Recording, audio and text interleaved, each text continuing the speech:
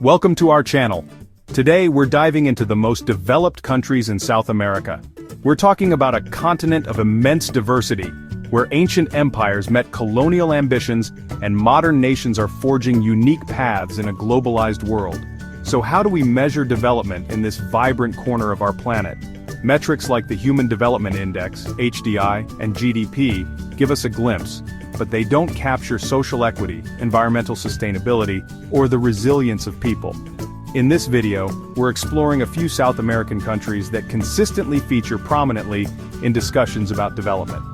We'll look at their strengths, challenges, and the fascinating stories behind their progress. It's going to be an exploration, a deep dive, and hopefully a conversation starter.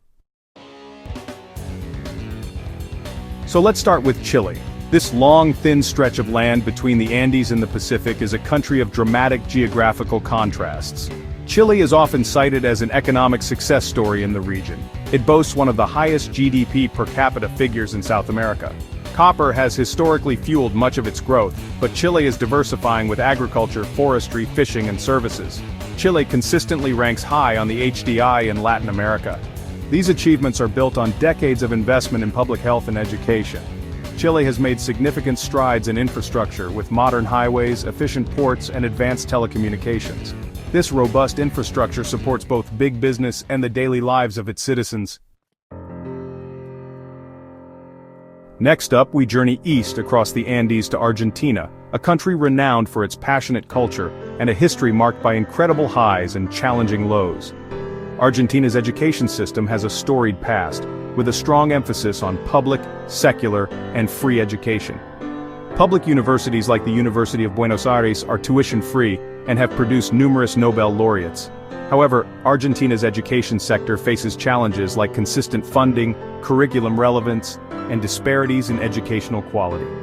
Turning to healthcare, Argentina has a mixed system with public hospitals, social security schemes, and a private sector. The public system aims to provide universal coverage, leading to impressive health indicators.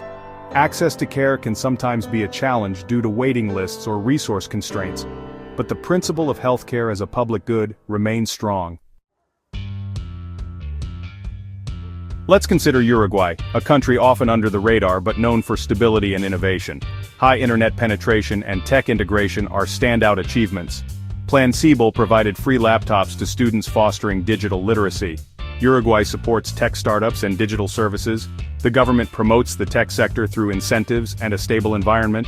Uruguay excels in renewable energy, with significant wind and solar power. This tech focus enhances quality of life and global competitiveness. Alright, let's talk about Brazil, the behemoth of South America with staggering biodiversity and a vibrant cultural mosaic. Brazil's governance structure is a federal presidential constitutional republic with national and state governments. It has robust democratic institutions including regular elections, an independent judiciary, and a multi-party legislature. These institutions, enshrined in its 1988 constitution, provide the framework for democratic rule. However, Brazil faces significant challenges to political stability and governance quality, including corruption and political polarization. The sheer scale of the country presents unique governance challenges, from delivering public services to enforcing environmental regulations. Despite these challenges, Brazil has active civil society organizations, a free press, and dedicated public servants working to improve transparency and accountability. Finally, let's turn our attention to Colombia, a country undergoing a remarkable transformation. Colombia is making significant strides in improving quality of life and expanding social services.